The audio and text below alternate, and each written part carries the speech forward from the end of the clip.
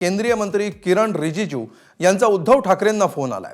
Operation सिंदूरची माहिती देण्यासाठी निघालेल्या शिष्टमंडळाबाबत या फोन संभाषणामध्ये चर्चा झाल्याची माहिती मिळते। अधिक माहिती घेऊया आमचे प्रतिनिधी वेदांत नेब यांच्याकडून। वेदांत, काय नेमकी या फोन कॉल बाबत माहिती मिळते?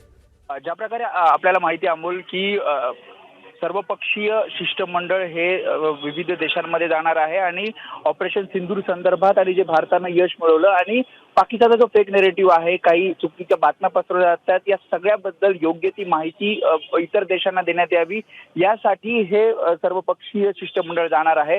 आणि ज्यामध्ये काँग्रेस असेल, ठाकरेंची शिवसेनेचे सुद्धा खासदार आहेत आणि त्यामुळे या सगळ्या संदर्भात काल किरण रिजिजू जे संसदीय कार्यमंत्री आहेत त्यांनी पक्षप्रमुख उद्धव ठाकरे यांना फोन केला, कारण ठाकरेंच्या शिवसेनेकडनं प्रियंका चतुर्वेदी या शिष्टमंडळात विविध देशांना भेटी देणार आहेत आणि ऑपरेशन सिंदूर आणि इतर ज्या गोष्टी आहेत ज्या भारताच्या सैन्याने यश प्राप्त केलं आहे त्या संदर्भात माहिती देणार आहेत। आणि त्या संदर्भात सविस्तर चर्चा किरण रिजिजू यांनी उद्धव ठाकरेंच्या सोबत केली आणि या सगळ्याची माहिती प्रियंका चतुर्वेदी एक्सपोज करून दिली आहे। त्यांनी असं म्हटलं की उद्धव ठाकरेंनी सांगितलेले आहे, आपली भूमिका स्पष्ट केली आहे की आपण पूर्णपणे पंतप्रधानांसोबत आहोत, राष्ट्रहितासाठी संपूर्णपणे पाठिंबा हा सरकारला असेल आणि ज्या प्रकारे पाकिस्तानला एकटं पाडायचं आहे का आणि ज्या प्रकारे सैन्याने जे धैर्य दाखवलं आहे, शौर्य दाखवलं आहे आणि जी दहशतवादाविरुद्ध जी काही कारवाई करायची आहे या सगळ्यामध्ये सरकारसोबत आपण असल्याचं उद्धव ठाकरे आणि किरण रिजिजू यांना फोनद्वारे सांगितलं आहे। आणि त्यामुळे पूर्णपणे जे शिष्टमंडळ जात आहे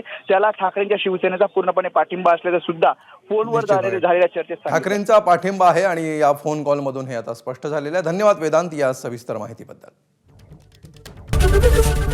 एबीपी माझा, उघडा डोळे बघा नीट।